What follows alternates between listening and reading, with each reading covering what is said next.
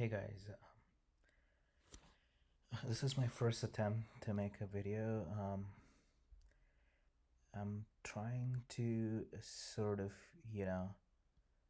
um, look at the current issues about all the farmers' protest going on and the farm bill and everything.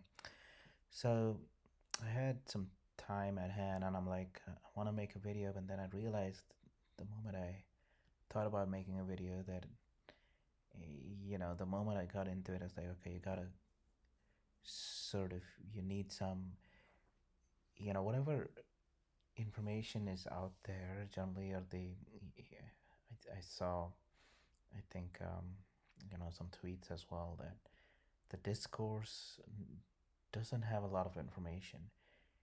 And I mean, in the age of Google, it's like, you know, something will come up if you just Google it. So that's what I try to do. So there's a few things I found. I found this. I think it's some think tank. I'm sorry, ICRIER, that was founded in 1981, I think. And there are some very good, you know, again, I'm not a subject matter expert here. I'm not a researcher. But I just wanted to throw in some, pieces of information into the debate. If somebody would sort of latch onto it and, explore more, and maybe the discourse will have more information in it. So, a few things that caught my attention. One was this report. It looks like this was in 2017 and specific to Punjab, getting Punjab agriculture back on high growth path. Um, I sort of skimmed over it. It's got some very nice, information, as well as sort of a primer. Um,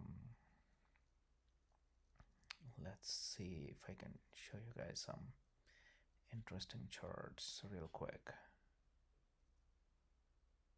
So one thing it said was that, there is a drop in growth rate in recent times, and the report is trying to address what can be done um, to increase that growth rate. So one thing, sort of again, that jumped out at me was, so it says here, agricultural growth is impacted by a host of factors, classified at least in three distinct sets: technology, irrigation, fertilizer consumption, seed replacement ratio, farm mechanization, price incentive, terms of trade, minimum support price, and then infrastructure, electricity, roads, mandis, etc. Yeah, probably cold storage. Um, and they have, I mean, looks like it's a long report. I mean, please feel free to, go to ICRIER.org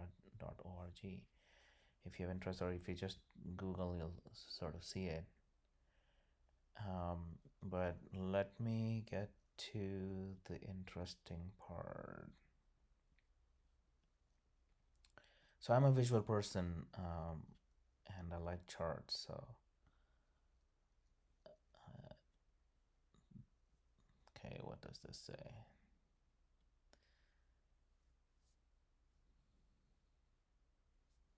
Punjab was divided between India and Pakistan along religious lines. Indian Punjab was again divided in 1966 on a linguistic basis, giving birth to a truncated Punjab after the formation of Haryana and Himachal Pradesh. Present-day Punjab is situated in northern part. Punjab has an area of 50,362 square kilometers, 1.5% of total geographical area. 5 agroclimatic zones.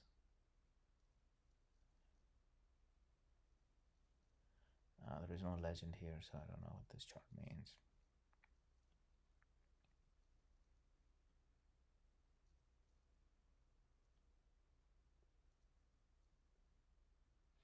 The maximum rainfall occurs in the districts situated north of Gurdaspur and least occurs in the district southwest of Firozpur.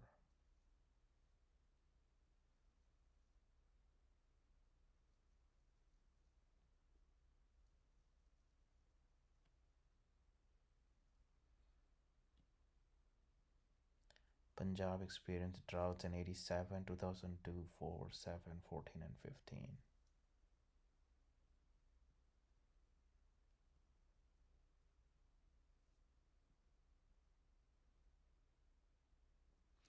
The major crops are wheat, rice, maize, cotton, sugarcane.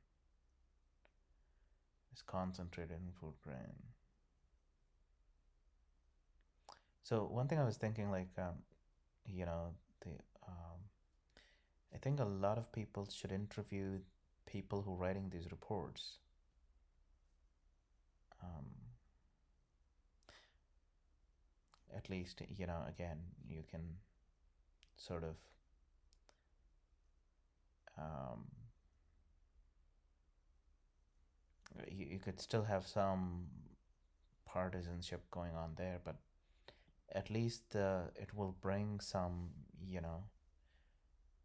um,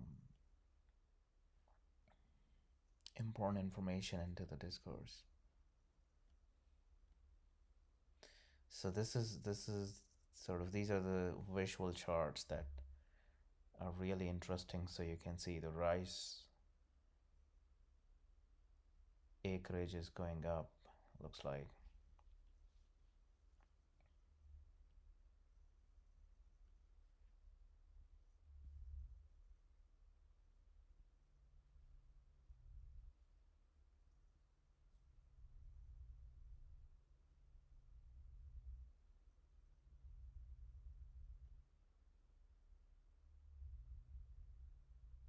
So UP seems to have more milk production than, Rajasthan, Gujarat, Punjab.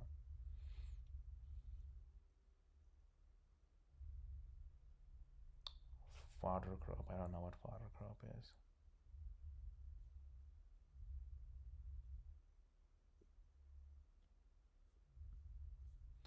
Land holding in hectares.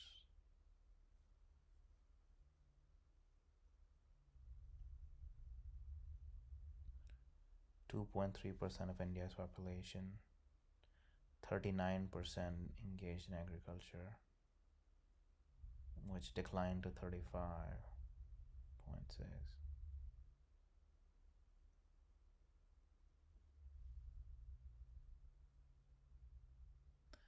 The contribution of agriculture sector in GDP declined from 48% to 27 from 82 to 2014.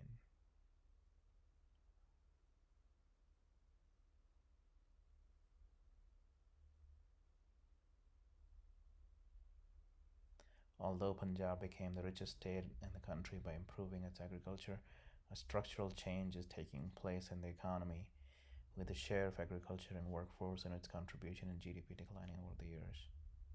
But the sector is still quite important in state's economy. The average monthly income per agricultural household was at 18,000 in 2012-13, which is still the highest in India.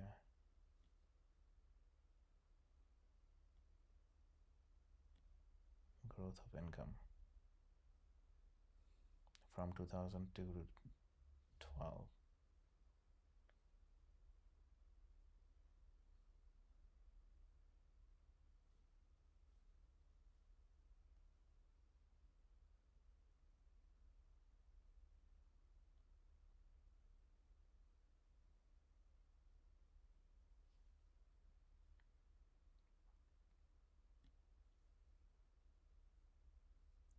The sector grew at 5.7% between 71 and 85. The rate dropped to 3% between 86 and 2004, and further to a level as low as 1.6 between 2005 and 14. Almost half the all India average of 3.5. So this is strange. What's going on here? Right? I think this is a chart um, that probably is. I think this report probably um, is likely touching on the reasons what's going on. Because India is overall at India level, it's like stable and going up. Punjab is exact opposite. Something is happening there, right? I don't know if it's this percentage growth. So I don't know if it's a saturation or something. State-wise growth, like Punjab is at the kind of bottom. Jammu and Kashmir, there's no growth. Kerala is negative. MP is doing really good from 2005 to 2014. Jharkhand, Chhattisgarh, Gujarat, Rajasthan, Karnataka, Haryana is lagging, UP is lagging, Assam, Himachal. Yeah, Punjab is the odd one out. This is from CSO. Okay, I need to do a time check as well. I don't know. Anyways, let me sort of go quickly.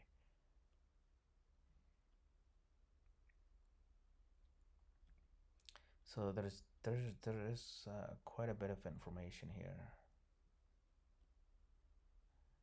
Yeah, I probably, I mean, should read it. Maybe I will. Um, it's my first attempt, so I just want to um, see how this goes. If I get a flavor for it, I might do it more regularly and more in depth. So this is the source of growth. Cereals mostly, livestock. I don't know what that means. Does that mean milk or something else?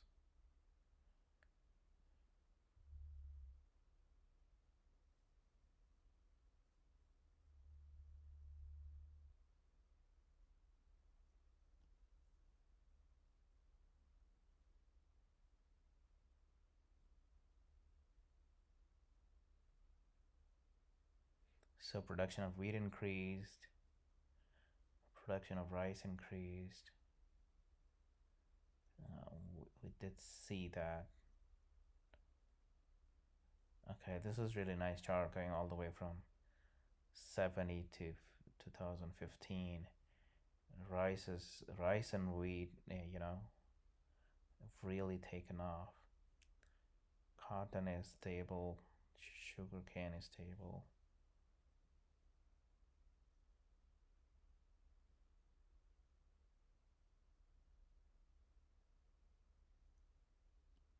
Punjab has been the largest contributor of grains to the central pool.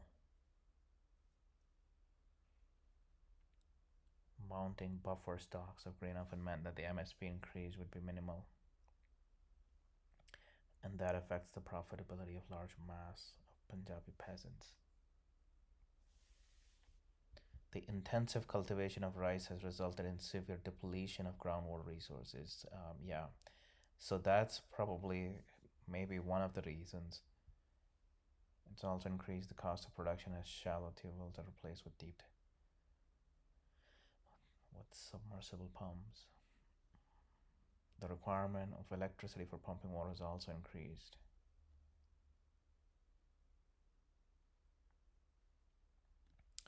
So there is so this is productivity. So there are massive differences in the productivity.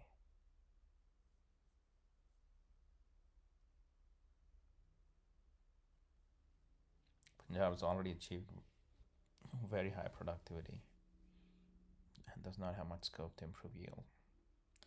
Diversification from wheat, rice cropping pattern to other crops is important to both increase farm income and conserve soil and water resources.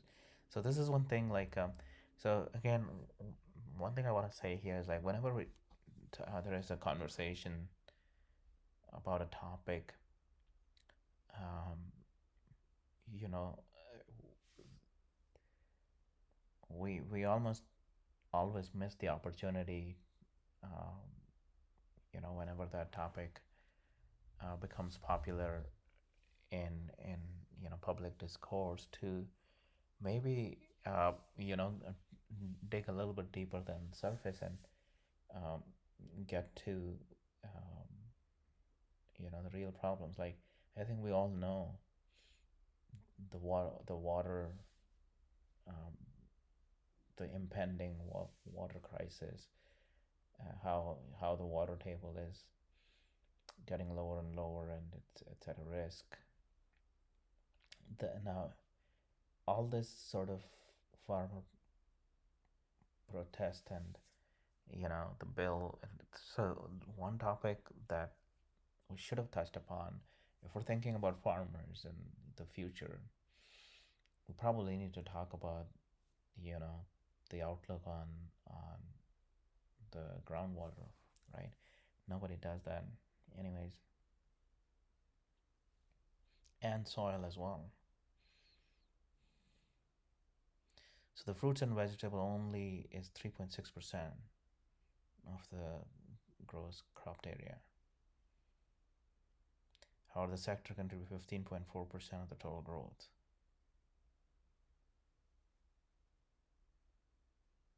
So Punjab makes a very small contribution to the total production of fruits and vegetables. Maybe that's something that needs attention as well, like in terms of like at least discussing it.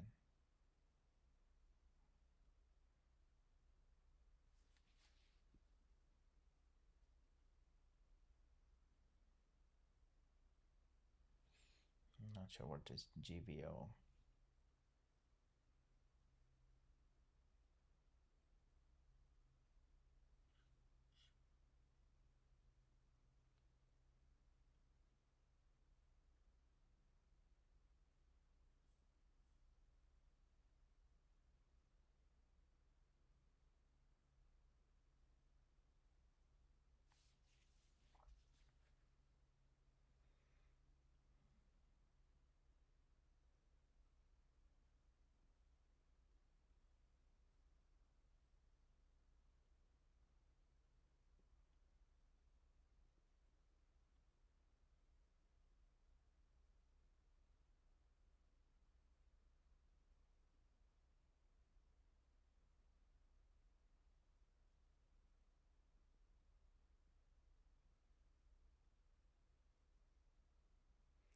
So okay, so at least part of livestock was about milk. Um, so milk,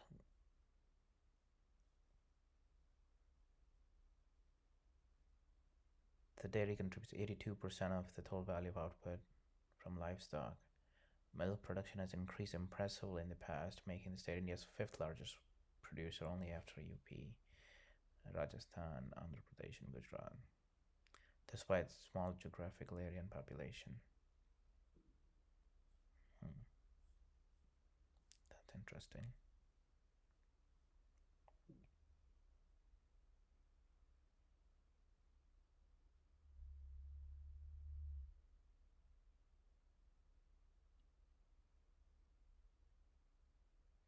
Nestle India set up its first manufacturing facility at Moga.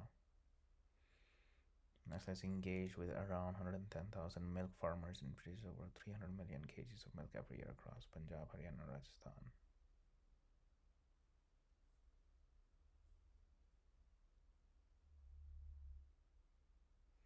Per capita milk availability processing by organized sector.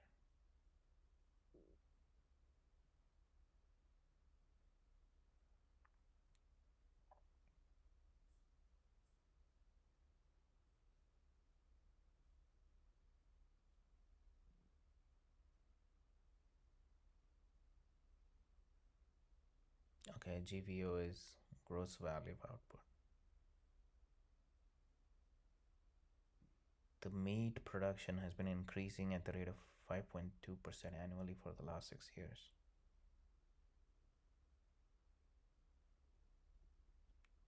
That's impressive growth.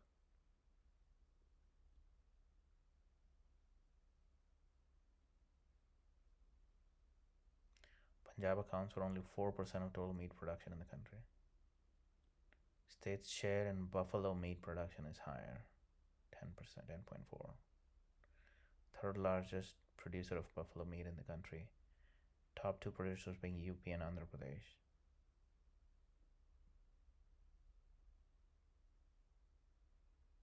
Buffalo, sheep, goat, poultry.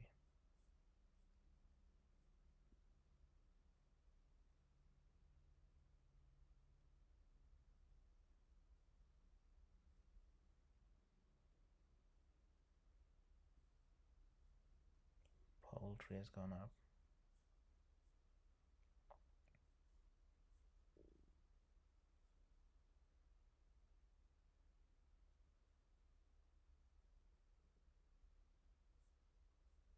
Yeah, so this what got my attention. Groundwater assessment. It's all red. Overexploited. Critical. I mean, if somebody should bring this into discussion.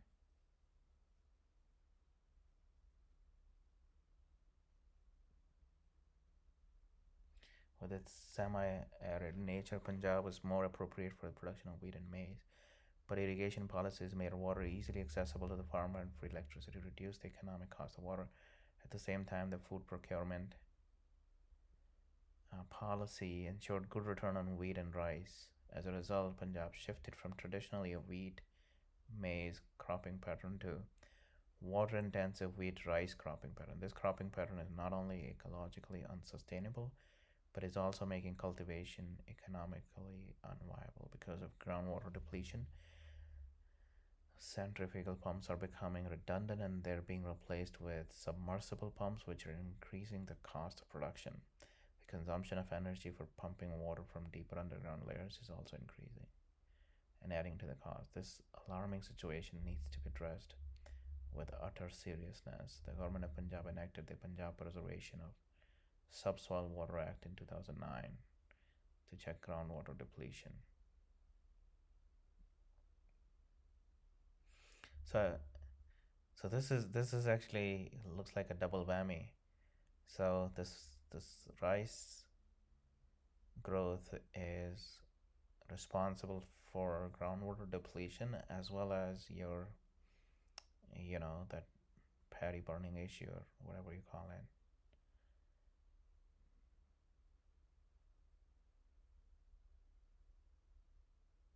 The government of India has encouraged the use of chemical fertilizers by heavily subsidizing it.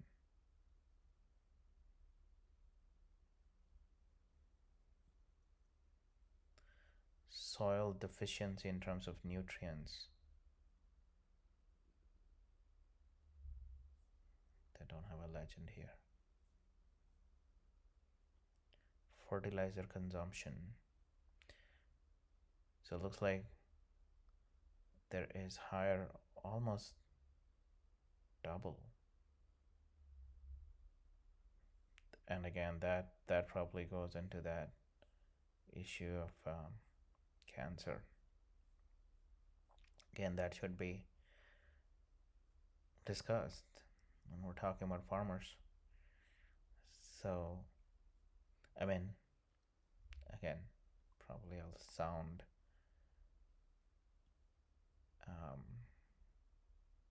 never mind. Agricultural mechanization, tractor sale in Punjab, so it's come down recently.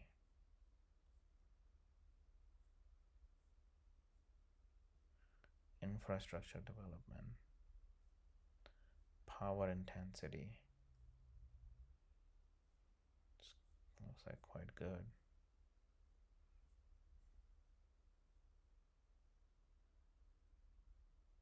procurement policy, road density.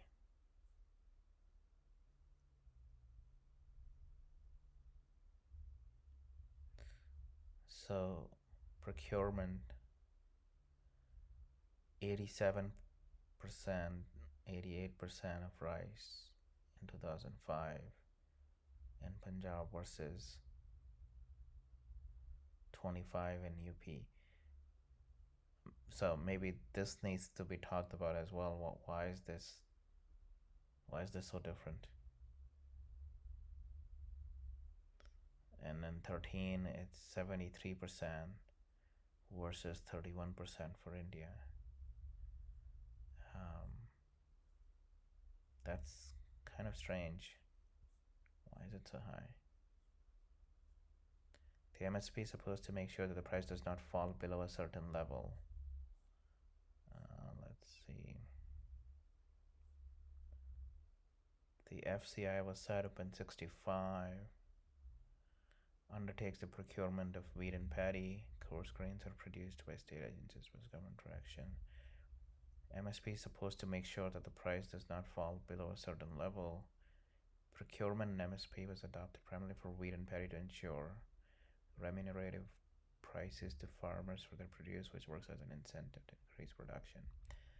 The minimum support prices are recommended by Commission of Agricultural Cost and Prices, cost of cultivation and profit margin. Punjab contributes considerably to the procurement of rice and wheat, and this has played an important role in progress of its agriculture. Around 74% of rice was procured by government agencies in Punjab. There is an assured market for most of the farmers' produce, which works as an incentive for production of just wheat and paddy. But why? Okay, even wheat is 62-67 versus 22-32.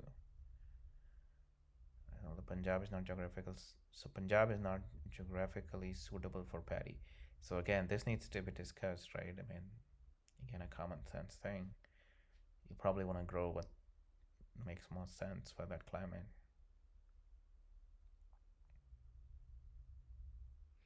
Because of an assured market, rice production increased over the years. However, rice is not the staple food in Punjab, and rice produced in Punjab is transported to states in East, Northeast, and South India. This imposes an additional cost of storage and transportation. As rice is the most remunerative kharif crop owing to the assured MSP, farmers prefer to grow rice over other crops like maize and pulses. This food procurement policy in Punjab is also responsible for the change in cropping pattern, which is having an impact on the environment. The policy, which worked as a catalyst of growth in Punjab's agriculture, has become detrimental to the sustainability of its agriculture. Specializing in cereals was great when India was suffering from food shortages. However, the situation today is different. Central pool stock of cereals crossed 80 million metric ton in July 2012, way above the buffer stock norm. Some of the state-specific policies in Punjab have also been distorted in the market mechanism. The Punjab government charges heavy commission on the purchase of wheat and rice, amounting to 14.5%, which is much higher than the 2% in Gujarat and West Bengal. This makes the food processing industry extremely reluctant to buy their raw material from Punjab. In fact, there have been instances of flour mills from Punjab buying wheat from UP. Revenue from these taxes accrues to the Mandi board or the state government. So see, that's the whole thing. Once you read this report, it kind of clears up a lot of things. 14.5%. Now again, I don't know if all of this is true or not. Again, some subject matter expert and researchers might dig it up more. In the new GST regime, the tax structure has been rationalized by GST Council, as most agri commodities like rice, wheat, milk fall in the zero tax slab. The Punjab, if we assume that only the Artiya commission of 2.5% will stay, all other taxes and cesses will disappear and purchase cost may decline by 12%. Subsequently, private sector may find Punjab an attractive source which will boost grain milling.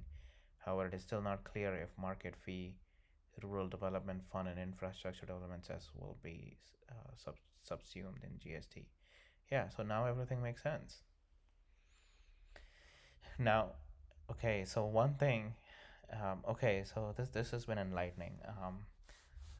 So one thing though is that I think when taking, I will sort of agree that when taking these decisions, so I mean 14.5% is those fees and cess and taxes or levies to the Mandi board and state government. Now that's you know that's going to be a heavy blow, and it will have consequences. And even if you assume that it's let's say a big chunk of it is inefficient and going to probably unfairly to concentration of few people, but it still might um, uh, affect a large section uh, of middle middle class or regular income people, and that's what causing all this, probably the agitation. So what you need to do is you have to have some sort of a transition. Um, so I mean, yeah, you can probably ignore the the high income group that probably are getting benefited from this scheme and arrangement, but uh, you might have the the middleman, as we're calling it, that might, I mean, the middleman might really get hurt, and uh, they're just part of the system. It's like uh, they're probably they didn't design this scheme and arrangement. They just sort of um, became part of it. So you probably need some sort of transition going here.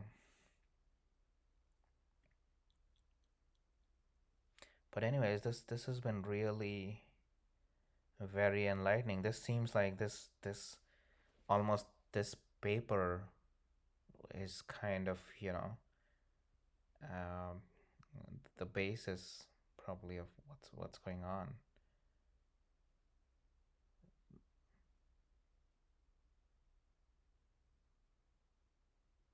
Okay, here it doesn't jive with that theory though. 14 and a half, higher than 2% in Gujarat and West Bengal. Oh, they don't even have West Gujarat and West Bengal here.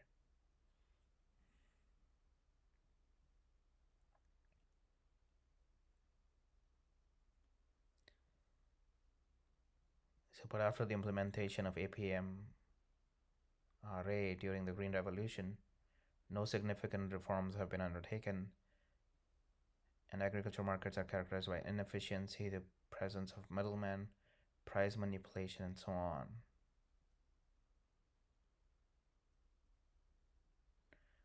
Prime Minister launched the Electronic Trading Platform for National Agriculture Market (ENAM) on April 4, 2016. However, the Punjab government has not opted to join the ENAM, even though its neighbor has. So, this is where I was listening to the Deshbhakt uh, Banerjee, Akash Banerjee, I think. He was like, okay, you need to bring in some sort of technology, or I think he was referring to something like that. So here, I mean, uh, the prime minister has done something on it. So I mean, he, I don't know why he got millions of views. It's very shallow analysis. Anyways, it will also enable direct payment of MSP and sale price to farmers' bank accounts, while the commission of RTS can be directly credited to their account. I mean that, yeah, this is, um, I mean, again, the same thing as Jandhan, uh, direct benefit schemes. This seems like a really good idea. So again, this This should be the part of the discourse. Why hasn't Punjab joined it?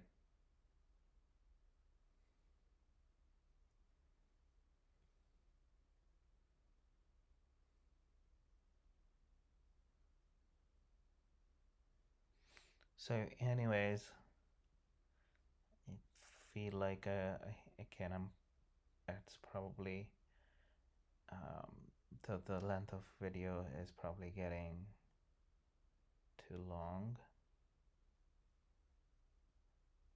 Uh, I'm not going to go through this. Looks like very technical. Somebody should reread it. Diversification from common rice. It seems like a good idea.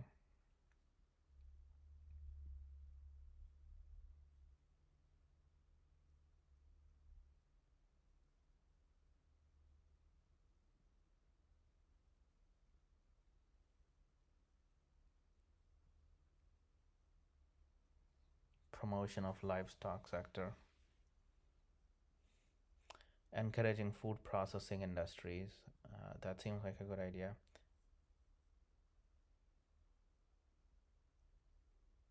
The abundance of wheat and milk suggests development of bakeries, flour mills, pasta manufacturing, and other processing units which use wheat as a raw material. Punjab's role in feeding central pool for PDS should gradually come down. It will be taken up by other upcoming states like MP and UP. Due to high taxes on wheat, the processing industry has been reluctant to buy wheat from Punjab. In the past, private sector units located in Punjab itself have preferred to buy wheat from neighboring UP, which seems more attractive due to lower taxes and is also cheaper at times due to non-payment of MSP. So it seems like it's just a Punjab specific issue. Um,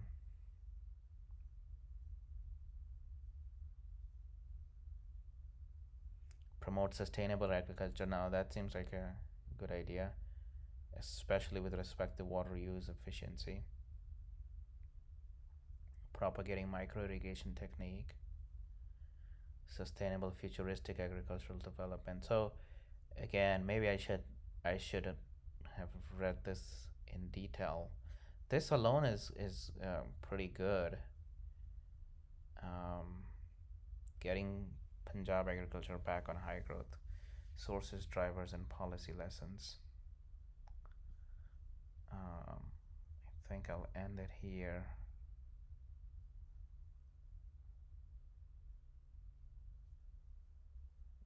Oh wow, there is appendix as well.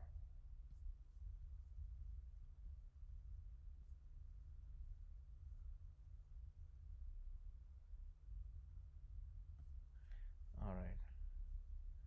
Oh,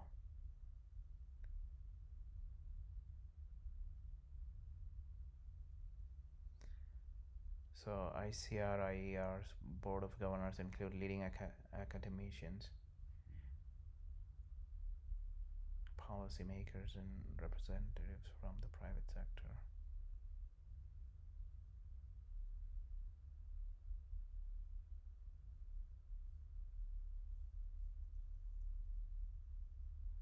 Indian Council for Research on International Economic Relations. So, um,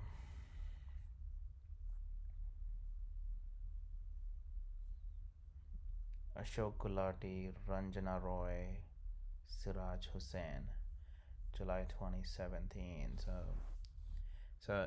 Okay, I'll kind of end it here. I did find more stuff that seemed like relevant here. For example, this one is again two of the same authors. Supporting Indian farmers, price support or direct income investment support. And this is more recent um, paper, looks like.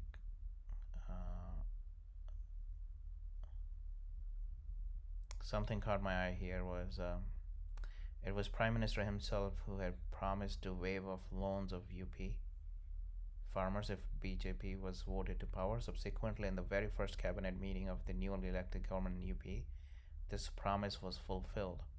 that led to increasing demand for loan waivers in several states, and in many cases, UP, Maharashtra, Karnataka, Punjab, Rajasthan. These demands were accepted. The RBI governor as well as NABARD chairman both came out against this wave of loan waivers, saying this will destroy the credit culture in rural areas and will adversely impact loan recovery in subsequent years. So the reason this caught my attention was because there was this the again the debate going on the social media and everywhere. It's like, oh, prime minister and this government is against the farmers. That's why it caught my attention that okay, they waived off the loans. Um, and will adversely impact loan recovery in subsequent years. But the main opposition party, Congress, has been demanding farm loan waivers at all India level, having done so in 2008-9 when they were in power at the center. This paper does not delve into this type of support to farmers, as we feel that loan waivers cannot solve their problems in any sustainable manner, though it may provide temporary relief to some farmers. Yeah, I mean, that makes sense. I think everybody will agree with that. So again, I'm not gonna go through this paper anyways. Okay, let's end here. So again, first video probably sloppy, but I'll try and do better.